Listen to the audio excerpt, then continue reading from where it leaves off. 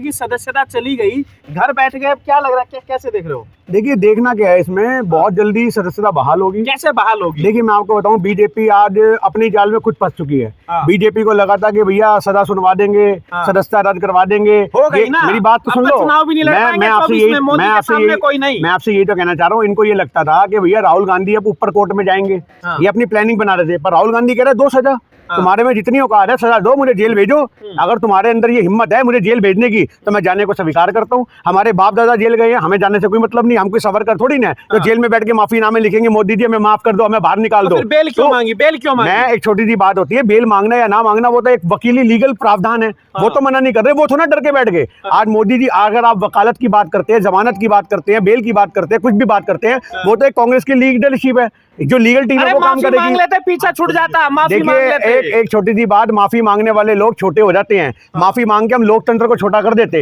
ये कोई हमने पर्सनल अटैक नहीं करा। हमने राजनीति के अंदर, तो मोदी जी खुद ही बोलते हैं कि क्रिटिसाइजेशन ना हो, जब तक आलोचना ना हो तो राजनीति का मजा नहीं आता। ये मोदी जी के शब्द हैं, हमारे शब्द नहीं है। पर आज मोदी जी उस चीजों से डरते हैं। एक तरफ तुम कहते हो कि राहुल गांधी की छवि खराब करते हो, जो शब्द बोलते हो कि उन्हें पप्पू कह के तुम ये साबित करते हो कि उनको बोलना नहीं आता, और उनके व्यक्तित्व को तुम इतना सीरियस लोगे कि दिल पे ले लोगे। मोदी जी, मोदी समाज का अपमान किया, ओबीसी समाज का अपमान किया, शायद आपने ऊपर से अहंकार, शायद आपने वो पूरा बयान सुना नहीं। अकेला मोदी क्या ना तो हिंदुओं का ठेकेदार है, ना अकेला मोदी एक ओबीसी जात का ठेकेदार है। कभी ये हिंदुओं के ठेकेदार बनते हैं, कभी ये धर्म के ठेकेदार बनते हैं, कभी ये जात के ठेकेदार बनते हैं। अरे तुम्हें ठेकेदार बनना है तो भारत के विकास का ठेकेदार बनो ना, उसको देश की तरक्की होगी। पर आज तुम लोग ठेकेदार बन के बैठे धर्म के, जात के। अरे एक बात बताइए, आप 27 आज राहुल गांधी ने क्या गलत बोला कि नीरज मोदी, ललित मोदी और पता नहीं कितने मोदी भी और निकल के आएंगे, तो सही बोला। आप लिस्ट निकालो, आप गूगल करो, आप लिस्ट निकालो, गूगल करो। 27, मेरी बात सुनिए, 27 मोदी जी का अपमान, देश का अपमान। ये आप लोगों को लगता है कि मोदी का अपमान देश का अपमान है। आज आरएसएस का अपमान देश का अपमान नहीं है, मोदी का अपमान देश का अपमान नहीं है, योगी का अपमान देश का अपमान नहीं है।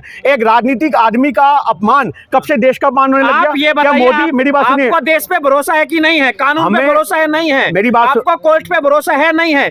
अमेरिका, जर्मनी क्यों समर्थन कर रहा है राहुल गांधी का? आप विदेशी ताकतों का क्यों सहारा ले रहे हैं? दिग्विजय सिंह ने ट्वीट तक कर दिया। ये विदेशी, आज विदेशी ताकतों को भी दिख रहा है कि लोकतंत्र खतरे में है। आपको ये लग रहा है हम विदेशी ताकतों का सहारा नहीं ले रहे, विदेशी ताकतें हमें समर्थन दे रही हैं। उनको भी दिख रहा है कि अन्याय हो रहा है। एक राहुल गांधी को दबाने के लिए पूरा लोकसभा, पूरी लोकसभा इकट्ठी हो गई। देश कमजोर तो मोदी जी ने उसी दिन कर दिया था जिस दिन 2014 में गद्दी पे बैठे थे। उसी दिन हमें लोगों को पता लग गया था, पुलवामा हुआ, देश कमजोर हुआ। आप समझना, जितनी आज हमारे यहाँ सीज फायर का उल्लंघन हो रहा है पाकिस्तान का, उसको मीडिया नहीं दिखाता। आज हर दिन पाकिस्तानी हमारे फौजी भाइयों को शहीद करते हैं, वो मीडिया नहीं दिखाता। देश कमजोर तब हुआ जब अरुणाचल प्रदेश ने 4000 मकान बना लिए। देश कमजोर तब हुआ जब चाइना वाले हमें लाल आंख का सिर्फ भरोसा देते रह गए और चाइना वाले हमारी सीमा में लांग गए। देश हमारा कमजोर तब होता है जब विदेशी ताकतें हमारे इंटरनल मैटर में इंटरफेयर करती हैं, हमारी सीमाओं में एंटर करती हैं, तब देश कमजोर होता है। पर तब मोदी जी का हवाला देता है कि 56 इंच वाला आदमी है। अरे आप ये बात बताओ, बीजेपी वालों को बोलो एक फीता लो और एक फीता लेकर के मोदी जी की छाती नाप लो और पेट नाप लो। तुमने पेट को कितने समय 56 इंच बना रखा है और एक्चुअल मायने में 56 इंच उनका पेट है, छाती तो उनकी 32 इंच से ऊपर नहीं पाएगी। तो ये किस जमाने में जी रहे? 56 इंच की बात, 56 इंच वाला आदमी अगर कोई है, अगर तुम सही मायने में छाती से एक बंदे के विश्वास से, समाज के लड़ने से देखते हो, तो वो राहुल गांधी का 56 इंच का सीना है। मेरी बात सुनिए, कहने से क्या मतलब होता है? कहने में तो फिर पप्पू समाज की बहुत बड़ी बेइज्जती है। फिर तो सारे पप्पू समाज को इकट्ठा हो जाना चाहिए। फिर तो सबसे पहले पप्पू यादव को इनके ऊपर मानहानि का दावा लेना चाहिए। आपका कहने का मतलब क्या है कि जिस आदमी का नाम पप्पू है वो मंदबुद्धि है? आप ये कहना चाहते हो कि जिसके नाम के आगे पप्पू होगा, 1 करोड़ों देश के अंदर माओ अपने बच्चों का नाम पप्पू रखती हैं, तो वो सारे पप्पू जो मंदबुद्धि हो गए? एक पप्पू यादव के आगे पूरा बिहार सर झुकाता है, उसको नमन करता है, तो आप उसको पप्पू मानते हो? आज पप्पू तो प्यार का नाम होता है, हम तो उस चीज को भी स्वीकार करते हैं। पर अगर आज तुम सही मायने में राहुल गांधी को मंदबुद्धि के हिसाब से तोल के पप्पू कहते हो, तो सबसे बड़ा मंदबुद्धि तो नरेंद्र मोदी है, जिसको अपने शब्दों के अंदर ये नहीं पता कि हमें बोलना क्या है। नरेंद्र मोदी के शब्दों की अगर आप बात करोगे, आज राहुल गांधी से माफी की बात करते हो। अरे इनकी तो लिस्ट ही बहुत बड़ी है। ये तो कहते हैं भारत सपेरों का देश है, तो नरेंद्र मोदी कौन है? सपेरा पकड़ने वाला है, सांप पकड़ने वाला आदमी है।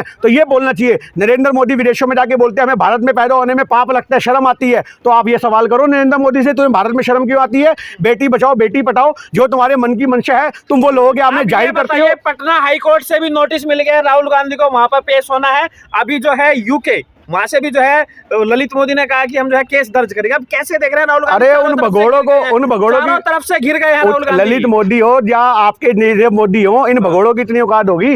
ये हिंदुस्तान की पूरी ईंट की ईंट चुरा करके ले गए और ये आज केस की बात करते हैं।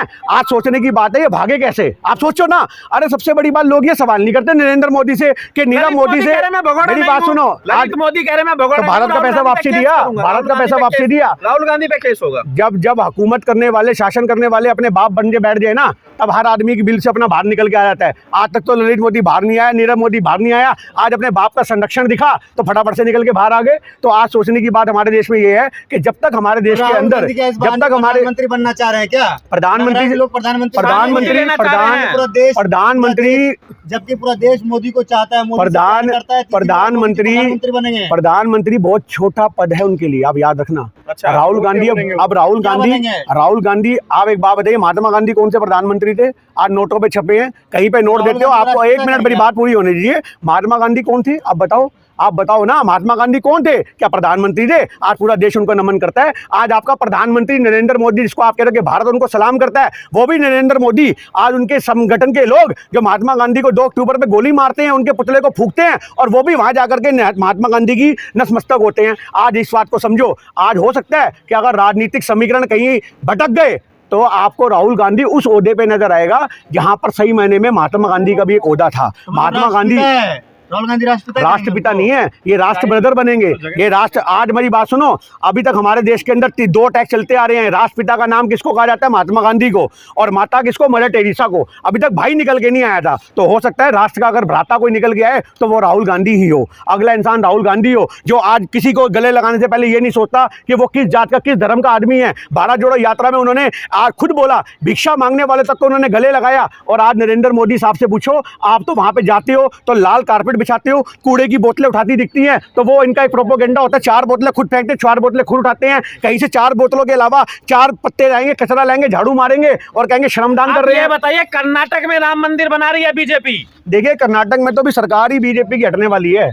आपको कर्नाटक के अंदर अभी आपको समीकरण दिख रहे? कर्नाटक के समीकरण क्या कह रहे हैं? कर्नाटक के समीकरण अपने आप में ये कह रहे हैं कि वहां पे कांग्रेस को समर्थन मिल रहा है और बहुमत से कांग्रेस की सरकार बन रही है। और आज भारत जोड़ो यात्रा का असर आपको पहले हिमाचल में देखने को मिला, फिर आपको कर्नाटक में देखने को मिला, और अभी 2024 भी दूर नहीं है। भारत जोड़ो यात्रा का असर आपको 2024 में भी देखने को मिलेगा। नहीं, अब घर के रहे ना घाट, बाकी लोग नहीं है, बाकी लोग नहीं है। अरे जिस आदमी के आप सुन लो, जिस आदमी के पूर्वजों ने हिंदुस्तान को मजबूत करने के लिए अपनी करोड़ों रुपए की संपत्ति दान कर दी, उस आदमी का मकान छीन के तुम क्या साबित कर लोगे? राहुल गांधी कोई भूखा नंगा? भारत का हर आदमी ने अपने दरवाजे खोल दिए। आपने शायद वो छोटी छोटी बच्चों की दरवाजे, हमारे दरवाजे में तो वो आए, तो हमारे लिए तो बहुत बड़ी बात होगी कि राहुल गांधी हमारे घर तक आएंगे। पर हमारे तो दिल के रास्ते उनके लिए खुले हुए हैं। और राहुल गांधी की ये औकात नहीं है कि उनको एक मकान से निकाल दिया जाएगा तो उनके पास रहने की जगह नहीं होगी। पर ये कहने की बात है कि आज उनका स्वागत हिंदुस्तान की हर गली में होगा। आज मकान की बात आप ये मत लेके आओ कि उनका मकान छीन लिया जाएगा। तो राहुल गांधी सहानुभूति लेने की कोशिश कर रहे हैं। कर्नाटक में चुनाव होने जा रहा है कि मेरा मकान छीन लिया, संसदी छीन ली, जुल्म हो रहा है, मार दिए। थोड़ी सी स्टडी करके आओ। जो कर्नाटक के बयान की बात कर रहे हो वो आज का नहीं है, वो कर्नाटक का बयान भारत जोड़ो यात्रा के दौरान का है। उन्होंने तब वो बात बोली थी, उस समय तो उनको भी नहीं पता था कि मेरे ऊपर कार्रवाई होगी, मेरा मकान छीना जाएगा और मेरे साथ ये नौबतें आएंगी। तो आज सही मायने में अपर कोर्ट में नहीं जा रहे हैं ना राहुल गांधी। अपर कोर्ट में इसलिए नहीं जा रहे कि बीजेपी की हमें ताकत देखनी है, कर्नाटक में फायदा मिले। हम नहीं, हम तो ये चाहते हैं आप उठाओ, जेल में डालो राहुल गांधी को। आप डालो तो सही, हम भी तो आपकी औकात देखें। आपने जो जुर्माने लगाने आप वो लगाओ, आप कोर्ट में पेश करो और उसके बाद अदालत में पेश करो, उनको जो सजा बनती है दो। हमें इस चीज से हल्ला कर रहे हो, सड़क पे जाके हल्ला नहीं कर रहे। आज हम सड़क पे लोगों को मजबूत कर रहे हैं। आज लोगों को हम ये आईना दिखा रहे हैं कि जिस प्रकार से राहुल गांधी को कमजोर किया जा रहा है, जिस प्रकार से एक आदमी के पीछे पूरा प्रशासन लगा हुआ है। आज सोचने की बात है कि लड़ना चाहिए था मोदी को चाइना से, लड़ना चाहिए था पाकिस्तान से, लड़ रहे हैं राहुल गांधी से। एक तरफ कहते हैं कि राहुल गांधी की हम वैल्यू नहीं समझते और एक तरफ राहुल गांधी के नाम के इनको कसीदे पढ़ने को मिलते हैं। आज सारा दिन राहुल गांधी के नाम से इनको नींद नहीं आती। नरेंद्र मोदी साहब को आप अगर देखोगे रातों को, उनका पता लगेगा तो इनकी नींद पूरी नहीं हो पाती राहुल गांधी के नाम से। रातों को खड़े हो जाते हैं, राहुल राहुल दिखता है, सपने में चिल्लाते हैं, राहुल गांधी का नाम लेते हैं। अरे वो दिन दूर नहीं है जब नरेंद्र मोदी भी हाथ में माला पकड़ के राहुल गांधी, इंदिरा गांधी, राजीव गांधी, नेहरू जी ये करते नजर आएंगे। थोड़े दिन की और बात है, इनका संन्यास होने वाला है। कांग्रेस के पास क्या बचेगा? क्या चीज? कांग्रेस के पास क्या बचेगा किस बारे में? जेल जाने के बाद क्यों? हम खड़े हैं कांग्रेस के बाद, हम बचेंगे। कांग्रेस के एसेट्स हिंदुस्तान है। आप मेरी बात सुनो, कांग्रेस के फेस से मतलब नहीं होता। फेस तो केजरीवाल भी नहीं था, कहां से पैदा हुआ, कहां से निकल के आ गया। प्रियंका गांधी हमारे लिए बैठी है। आप ये कहां से लगा लोगे कि राहुल गांधी जेल जाएगा तो और प्रधानमंत्री का कोई चेहरा नहीं है? ये मतलब नहीं है। आज प्रियंका गांधी बहुत मजबूत है। आज प्रियंका गांधी को समर्थन देगी कांग्रेस पार्टी। अगर ये अपनी चालों में कामयाब हो जाते हैं, अपने षड्यंत्रों में कामयाब हो जाते हैं, तो ये आप अपने दिमाग से निकाल दो कि राहुल गांधी अगर ये किसी भी तरीके से इनके षड्यंत्र का शिकार होकर के चुनाव नहीं लड़ेंगे तो प्रधानमंत्री का हमारे पास चेहरा नहीं है। कांग्रेस पार्टी ने दुनिया के अंदर चेहरे साबित करे हैं। भारत का नाम एक बड़े मुकाम तक लेके गई है। संसद देख पाएंगे राहुल गांधी? संसद देख क्या पाएंगे? संसद में बैठे नजर आएंगे। थोड़े दिन और रुक जाओ। ये बीजेपी वाले हाथ जोड़ के पैर जोड़ करके आपको नजर आएंगे। उनको खुद बोलेंगे कि भाई साहब हमसे गलती हो गई, हम माफीनामा लिखते हैं आपके आगे, हम सावरकर के वंशज हैं, हमें माफी लगाने लिखने में शर्म नहीं आती। राहुल गांधी के पास चिट्ठी आएगी, हिडन कैमरे के अंदर से देखा जाएगा, जिसमें मोदी जी ने भी लिखा होगा मेरे पुत्र मेरे को माफ कर दे। हम पूरे संसद के लोकसभा के मेंबर हमसे जब माफी मांगते हैं तो वह अपनी गद्दी पे बैठ, तू हमें जितना मर्जी कोस ले, तू अडानी से मेरे जितने मर्जी खुलासे कर ले, पर भारत की जनता आज हम जहां जा रहे हैं हमारा बॉयकॉट कर रही है। आपको नजर आएगा जिस जिस जगह नरेंद्र मोदी जाएगा वहां पे सिर्फ एक ही नारा होगा, तानाशाही मुर्दाबाद, नरेंद्र मोदी मुर्दाबाद, लोकतंत्र जिंदाबाद, राहुल गांधी जिंदाबाद, कांग्रेस पार्टी जिंदाबाद। ये आपको बहुत जल्द देखने को मिलेगा। आरएसएस भाजपा वाले और इनके संगठन के लोगों के तो पंजाब के अंदर ही आपने पुतले फूकते हुए देख लिए थे। अरे आज तक के प्रधानमंत्री का किसी ने पुतला नहीं फूका होगा दशहरे के दिन। आप समझो, दशहरे के दिन किसी आज तक के इतिहास में किसी ने पुतला नहीं फूका होगा। और ये नरेंद्र मोदी था, ये किसान आंदोलन के बाद हर जगह लोगों ने रावण की जगह नरेंद्र मोदी का चेहरा लगा के फूक दिया। ये तो सम्मान पाते हैं। आज विदेशों में जाते हैं, आप समझो, विदेशों में लोग के डंका बजता है, अपनी टीम साथ में लेके जाते हैं जो नरेंद्र मोदी जिंदाबाद के नारे लगाती है। आप समझो, भारत के वहां पे अगर जो रहने वाले लोग हैं वो काले कोले से लिखते हैं Narendra Modi go back, Narendra Modi go back, तानाशाही मुर्दाबाद, नरेंद्र मोदी मुर्दाबाद। वो हमारे देश की मीडिया नहीं दिखाती। सच्चाई सिर्फ यही है, अगर हमारे देश की मीडिया 4 दिन के लिए ईमानदार हो जाए तो आपको पूरे हिंदुस्तान का रुख बदला हुआ नजर आ जाएगा। पर नेशनल मीडिया ने आज गुलामी की वो बेड़ियां अपने पैरों में बांध रखी हैं जिसके चढ़ावा नरेंद्र मोदी की संगठन, उनकी टीम, अडानी की टीम, ये सब उनको पहुंचाती है। ये हमारे देश में कमी है। राहुल गांधी अभी थोड़े दिन में आपको दिखेंगे, आपको सदस्यता बहाल होती भी दिखेगी, आपको केस खत्म होता भी दिखेगा। और ये कोई इलीगल नहीं, ये लीगल तरीके से होगा। पर आज कांग्रेस पार्टी चाहती है कि हम देखें तो सही कि जुल्म करने वाले, हम चाहते हैं कि जुल्म करने वाले तेरी औकात क्या है। राहुल गांधी देश छोड़कर नीरव मोदी थोड़ी ना है, उनके नाम के आगे मोदी थोड़ना लग रहा है, ललित मोदी थोड़ना लग रहा है, उनके नाम के आगे नरेंद्र मोदी वाला मोदी थोड़ना लग रहा है, सावरकर थोड़ना लग रहा है। वो तो मोदी जी का काम है जो अपने शब्दों में पहले ही बयान दे चुके हैं। एक इंदिरा गांधी जी जो बोलती थी कि इस एक एक बूंद मेरे खून की जो है वो देश के काम आएगी, और नरेंद्र मोदी का बयान क्या देता है कि मैं तो झोला उठाऊंगा और निकल लूंगा। अब आप सोचो, एक परिवार की बात नहीं हो रही, हम प्रधानमंत्रियों की बात कर रहे हैं। हमने अगर आज मेरी बात सुने, इंदिरा गांधी की बात की कि उससे पहले कोई और प्रधानमंत्री नहीं है, सारे गांधी परिवार के बने हैं। कितने प्रधानमंत्री, आपसे सवाल करता हूँ, देश में अब तक के कितने प्रधानमंत्री हैं? क्या सारे गांधी परिवार से हैं? थोड़ी स्टडी कीजिए, आपको पता लगेगा। तो जो ज्यादातर से क्या मतलब है, ज्यादातर और उसमें फर्क नहीं होता। 50 साल में 3 प्रधानमंत्री निकल गए तो कौन सी आफत आ गई? आप बताओ इस बात को। और उन्होंने देश बनाया है, मोदी जी बन गए तो क्या आफत आ गई? आफत आ गई, देश बेच दिया। और ये आफत आ गई हमारे देश की लोकतंत्र, हमारे देश की। अरे काहे का गरीब माँ का बेटा, जिस जमाने में ये भीख मांगने की बात करते हैं उस जमाने में अमेरिका में इनकी फोटो नजर आती है। काहे के भिखारी चाहिए? इतना स्टैंडर्ड का भिखारी तो फिर हिंदुस्तान का हर आदमी बनना चाहेगा। मोदी जी को जेल में डालने की, हाँ जी, कांग्रेस ने कई चालें चली थी मोदी जी को जेल में डालने के लिए। कांग्रेस ऐसे उठाई गिरोह को जेल में नहीं डालती। कांग्रेस उनको जेल में डालती है जिन महीनों में जिन्होंने घपले करे होते हैं। नरेंद्र मोदी तो भीख मांगता था बेचारा, वो काहे का घपला करेगा? भिखारी कोई घपला थोड़ी ना करता है। तो वही वाली बात है, भिखारी को तो हम खुद रास्ता देते हैं, ले भैया 2 रुपए और ले और आगे निकल। जो आदमी, मोदी जी ने कहा जुल्म हो रहा है राहुल गांधी पे? जुल्म नहीं हो रहा है, षड्यंत्र हो रहा है। जुल्म और षड्यंत्र में बहुत बड़ा फर्क होता है। जुल्म तो कमजोरों पे होता है, राहुल गांधी कमजोर नहीं है। राहुल गांधी एक ताकत है, हिंदुस्तान का एक मजबूत सिपाही है। तो ये आप छोड़ दीजिए कि राहुल गांधी जुल्म हो रहा है, ये षड्यंत्र हो रहा है। और इस षड्यंत्र का खुलासा कर रहे हैं। और खुलासे के लिए 2 शब्द बोलूंगा, सिर्फ मात्र 16 दिन के अंदर, आप समझो 16 दिन के अंदर केस रीओपन होता है। 16 दिन के अंदर उनको सजा होती है। 27 फरवरी को एक नया जज आता है जो फैसला सुनाता है, और आज 23 मार्च को उनको सजा हो जाती है। तो आपको तारीफ करनी चाहिए ना कि जल्दी जल्दी फैसला हो रहा है। बलात्कार के मुकदमों में क्यों नहीं होते फैसले जल्दी जल्दी? आप ये बात बताओ,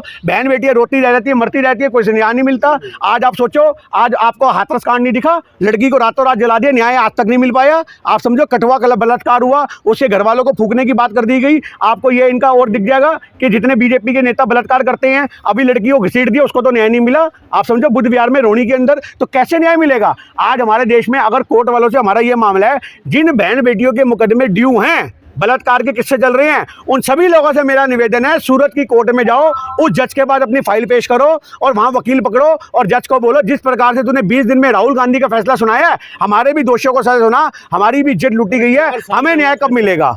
4